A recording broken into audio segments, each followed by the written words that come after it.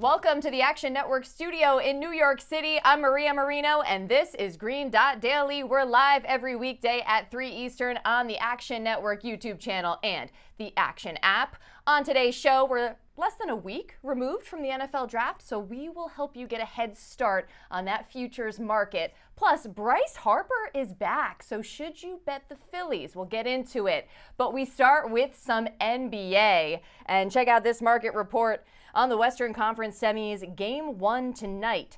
40% of the bets and 54% of the money is coming in on the Lakers to cover 4.5, while 61% of bets and a whopping 90% of money is on the game to go under the total.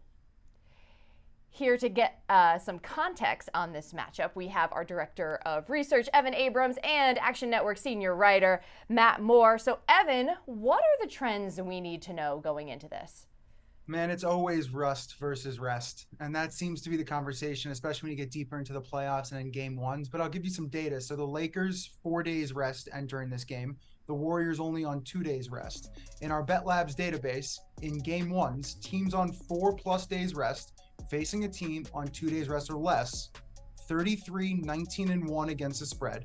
And if you look at the second round or later, it's 30-17-1. So definitely an advantage there. And then you're going to look a little further here. So teams who are coming off of a Game 7 series are 33-51 straight up in Game 1 and 36-48 when you look at the entire series as a whole. So the advantage is there. I think it's probably there more in the Game 1, Game 2, which ends up impacting the series as a whole versus the later games. But I'm curious what Matt thinks about this, especially from like a betting angle.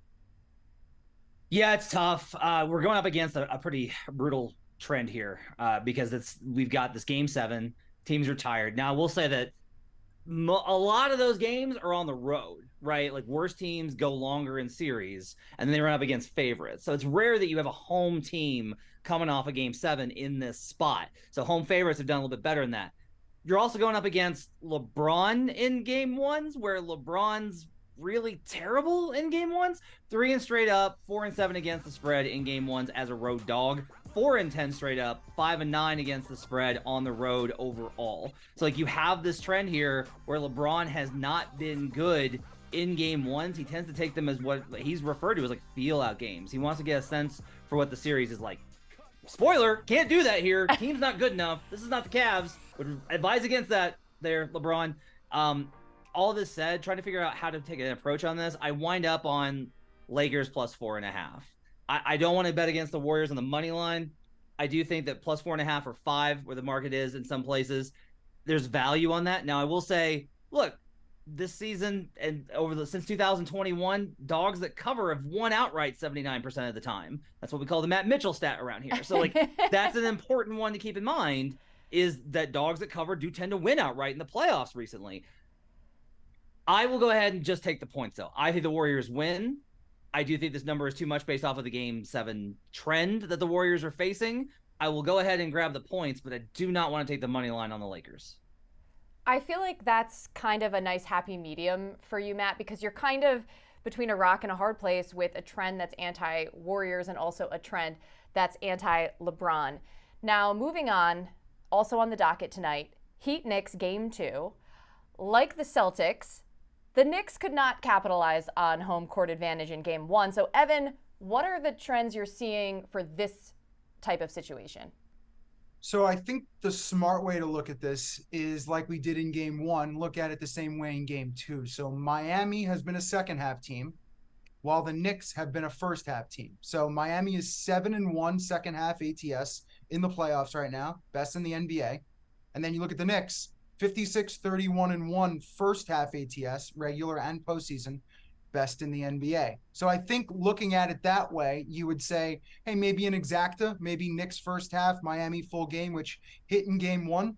The one thing I do want to add is, and we've talked about the zigzag theory a lot of times, but I think this actually might be the new age zigzag theory, which is the first half after a loss, which actually hit with the Suns last night. Well, they hit the first half, they lost the full game. So teams off a straight up loss, 28-19 first half ATS this year, and 76, 53, and 1 over the last 2 seasons in the playoffs. So a pretty decent advantage. And the only other thing I could add, we've got Scott Foster. He'll be the lead official between the Knicks and the Heat tonight as Matt rolls his eyes and gives all sorts of emotions at the situation. And I'll just give you 2 numbers just to chew on when it comes to Foster. So people do tend to call him the extender. So team who loses game 1, when you have Foster as the official in game 2, 21-12 against the spread. That is second of 62 officials in the Bet Labs database. And then let's just look at home teams overall with Foster. 110-72 against the spread over the last 3 years, 42-23 against the spread this season. So just an insane advantage there when you look at the ref. Now, a lot of that's noise, but boy, is it fun.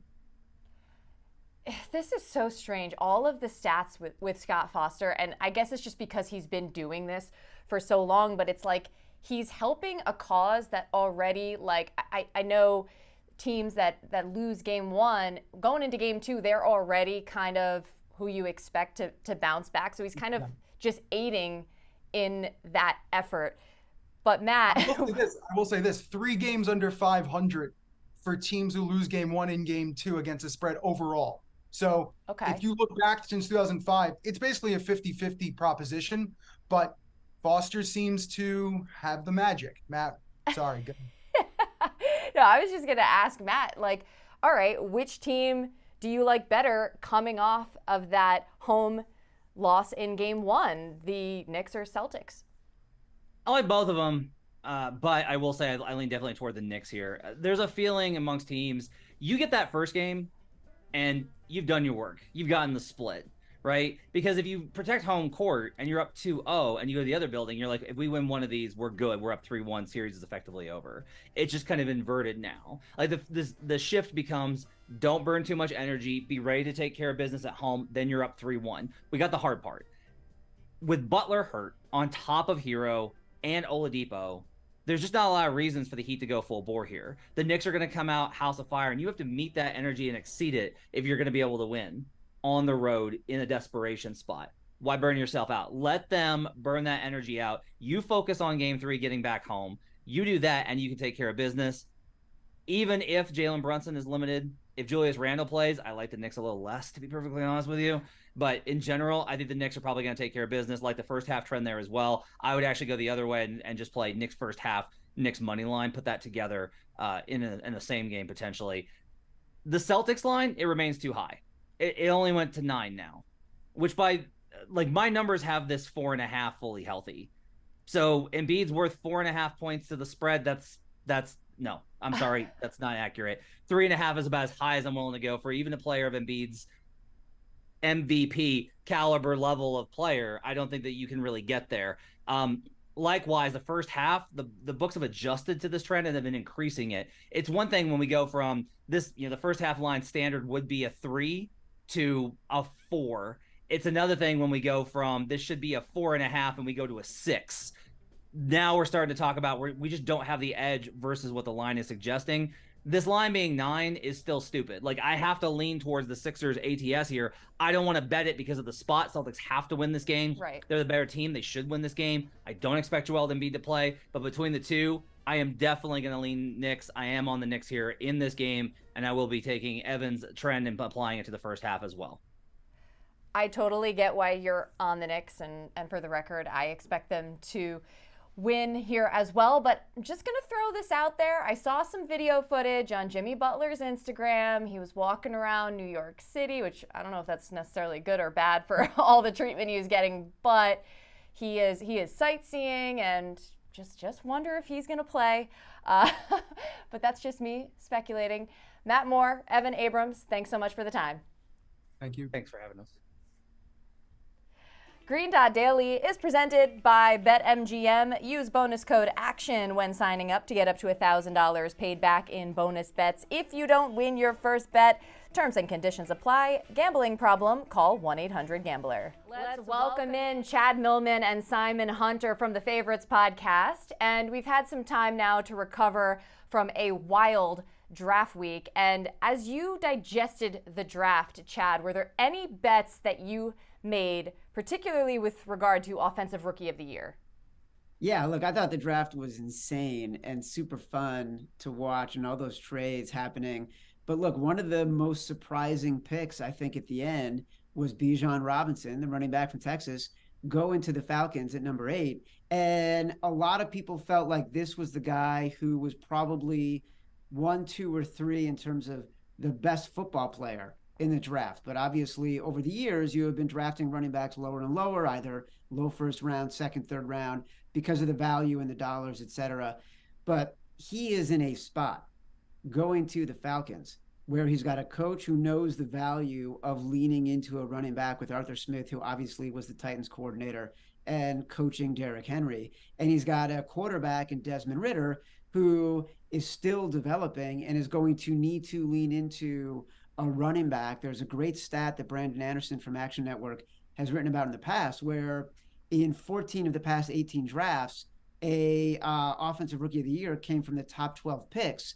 Well, Bijan is in the top 12, and I know there's a lot of talk about quarterbacks and what can Anthony Richardson do, what will Bryce Young do, what will C.J. Stroud do with the Texans. But at the end of the day, I don't think any of them have the supporting cast and the opportunity to do what Bijan does in Atlanta. I feel like there's oftentimes opportunity for running backs because they tend to play right away. And that brings me to the idea of quarterbacks, which you mentioned, Chad. And Simon, we know your guy has been Anthony Richardson. Is he your play for Offensive Rookie of the Year? Yeah, I still love the value on Anthony Richardson. I think it's at most books it was plus 800. Now it's down to plus 700. It's one of those numbers that makes sense. Gardner Minshew right now is slated to be the starter of the Colts. Will he be? Most likely not. We've already heard ownership come out and talk about they want to get this going. They want to take the new era that Jim Irsay already talked about. They want Anthony Richardson to be the guy. They draft him to be the guy. They expect him to be the guy. And we're in the very unique situation of the Colts aren't that terrible, right? Jonathan Taylor had a really bad injury-plagued year last year. You bring him back. You have Michael Pittman on the outside. They have the weapons there where Bryce Young, he's not in that situation, doesn't have the weapons. C.J. Stroud does not have the weapons. I think Anthony's in the best win-now situation. If he can just get the 7-10, 6-11, I think he could get Rookie of the Year. So to me, I like the idea where Chad's coming from. Robinson's probably the best player out of all these guys. But if I'm going just what the media wants, what the fans want, it's a quarterback award. They tend to give it to the best quarterback. Even if they don't play that well, they get the wins. I mean, Kenny Pickett barely played last year, and he almost won Offensive Rookie of the Year. So to me, Anthony's the best athlete. If he wins a couple games, I could easily see Anthony taking it. So at plus 700, plus 800, that's a good number to take this kid at. I understand that it's what media and fans want, but there was also a bit of a narrative about the readiness of Anthony Richardson, and I have to give credit to my producer Gifford who brought this up. Like, is he going to be ready personally to start right away? I mean, that's impossible to know. Like, guys have played 4 years, like Matt Leinart played 4 years at USC. Was he ready to play for Arizona? Hell no. So I'm with people. Like, you always get the Mitch Trubisky's of the world, the guy that plays for one season, gets drafted high, and then kind of fades away. Mitch was really good his rookie year. So I kind of like it. They hasn't played that much because sometimes they're not thinking. They're just reacting. They're just doing what their coaches says to do. So I get that. That's kind of a negative towards Anthony Richardson. But he's in such a good landing spot. I can't really see that bite him in the butt there. Okay, fair enough. Let's move over to win totals. And after the draft, was there any team in particular, Chad, that you felt like it's time to bet them? Well, look, I feel like the Ravens had a tremendous draft, and all the talk last year was about Lamar Jackson and then Lamar Jackson being injured and the Ravens cycling through quarterbacks and their receivers having the fewest receiving yards combined of any team in the NFL. So what's happened during what I call acquisition season between the Super Bowl and the draft? They re-signed Lamar Jackson. They signed OBJ. They drafted Zay Flowers. Oh, by the way, J.K. Dobbins, who was injured for much of last year, was averaging 99 yards rushing per game in the last month of the year. And this is a team that nearly beat the Bengals with a backup quarterback. And you got John Harbaugh, who's won 8 games in 14 of his 15 seasons in the NFL. I'm a sucker for a Ravens futures bet every single offseason because I love their franchise. I love the stability. I love the pieces they've added. Give me the Ravens over 9.5. I hear you. I mean, just the fact that Lamar Jackson finally re-signed, like I still haven't wrapped my head around it, even though I kind of expected that all along. But that being said, Simon, what about you? Any team that you felt high or low on coming out of the draft? Yeah, playing off of Chad here, I thought it was in a good spot to take the Bengals under 11.5. That number is just too high in a division that's way better than it's been these last couple of years. I think Pittsburgh came out as one of the best teams that drafted this year. Again, who really knows how well they did? But to me, they have a couple of guys that could start now in Pittsburgh. We know the Browns are going to be better with Watson. And Chad just nailed it on the head with the Ravens. The Ravens are going to be much better than they were last year. I think they should have won the division last year. The Bengals got really lucky that different players went down for the Ravens. There was different little injuries. So, just going off of that, 11.5 for the Bengals, too much respect, way too much respect. So this number should be closer to 10.5. We're getting a free game here. So it's juiced to the under now. I still like it at minus 120, 11.5 under for the Bengals. Chad, what I just heard out of that whole thing was that you nailed it on the head with the Ravens. Can you believe Simon's giving you the credit? I'm so glad you said that because if you hadn't jumped in, I would have to jump in and be like, Maria, the only thing that mattered in that conversation, Chad nailed it. Nailed it. I think both of you nailed it. All right, guys, thanks for coming on. And as always, you can catch more of Chad and Simon on the Favorites Pod every Tuesday and Thursday. To baseball and Bryce Harper, back so soon? He's coming off the IL just 160 days after Tommy John surgery. Here's a look at some Phillies futures. Odds to win the NL East are at plus 700, to win the NL plus 1200, and Harper to win MVP plus 2500. As we bring in our MLB expert, Anthony Dabbundo. Anthony, we weren't expecting Harper to be back until basically July, but he was medically cleared yesterday. He will DH today. What are your expectations for him and the Phillies? Yeah, I'm going to not overreact a little bit to the Harper. As a fan, it's exciting, but I think people need to remember that this is major elbow reconstructive surgery that he had in the offseason. He is back extremely early, and it's not too dissimilar to the injury that he kind of came back early from last season when he took a fastball from Blake Snell off the thumb in June.